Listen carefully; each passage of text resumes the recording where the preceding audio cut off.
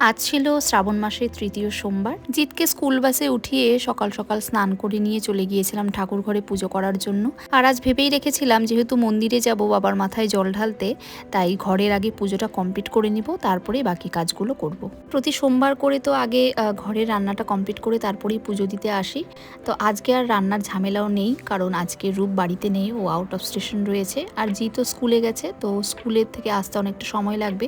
তাই ভাবলাম আমি তো উপর সারাদিন থাকবো, তাই পুজো আগে করে নিয়ে মন্দির থেকে এসে রান্নাটা করব। বাবাকে যে পঞ্চামৃতটা দিয়ে অভিষেক করাবো সেটাই বানিয়ে নিচ্ছিলাম। আর পঞ্চামৃতের কিন্তু একটা পরিমাপ রয়েছে বানানোর জন্য, তো চলো তোমাদের সাথে শেয়ার করি। অনেকে হয়তো এটা জানে, তো যারা জানে না তাদের জন্য বলি। পঞ্চামৃত বানাতে কি কি জিনিসের দরকার সেটা তো অবশ্যই সবাই জানে।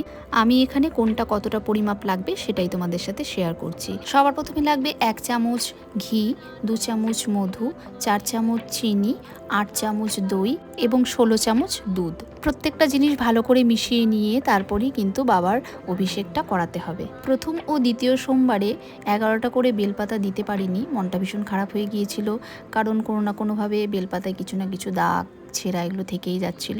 আজকে একদম নিখুঁত 11টা বেলপাতা পেয়ে গিয়েছিলাম। এরপর বাবাকে সুন্দর করে সাজিয়ে ফুল বেলপাতা সমস্ত কিছু অর্পণ করে গঙ্গা জল দিয়ে অভিষেক করে নিলাম। এরপর আরতি করে নিয়ে সমস্ত ঘরে ধূপ দ্বীপ দেখিয়ে তারপর চলে গেলাম রেডি হওয়ার জন্য, কারণ মন্দিরে যেতে হবে আর মন্দির থেকে এসে তারপর ঘরের বাকি কাজ করতে হবে। তাই রেডি হয়ে চলে গেলাম মায়ের বাড়িতে, কারণ আজকে মাসিও আমার সাথে যাবে। কালকে আর ওকে আমরা যেতে দিইনি, ওকে রেখে দিয়েছিলাম। তো ও বললো আমার সাথে মন্দিরে যাবে, তো ভালোই হলো, দুজন মিলে একসাথে মন্দিরেই চলে গেলাম। মন্দিরে পৌঁছে দেখলাম মোটামুটি মন্দির ফাঁকাই রয়েছে, তাই শান্তি মতন করে একটু পুজোটা করে নিলাম বাবার। মাসিও আমার সাথে পুজো করে নিল। তো আমরা দুজন পুজো করতে করতে মোটামুটি পরের দিকে বেশ ভিড় হয়ে গিয়েছিল, তো ভালোই হলো, সবার আগে গিয়ে পুজোটা কমপ্লিট করে নিতে পেরেছিলাম। সুস্মিতা সরকার, আমার ভিডিওতে তুমি তোমার নামটা নিতে বলেছিলে, এই নামটা তোমার নিয়ে নিলাম। খুব ভালো থেকো, সুস্থ থেকো, অনেক ভালোবাসা আমার তরফ থেকে। তো চলো আজ আসি, আবার দেখা হবে নতুন কোনো ব্লগে। তোমরা খুব ভালো থেকো, সুস্থ থেকো।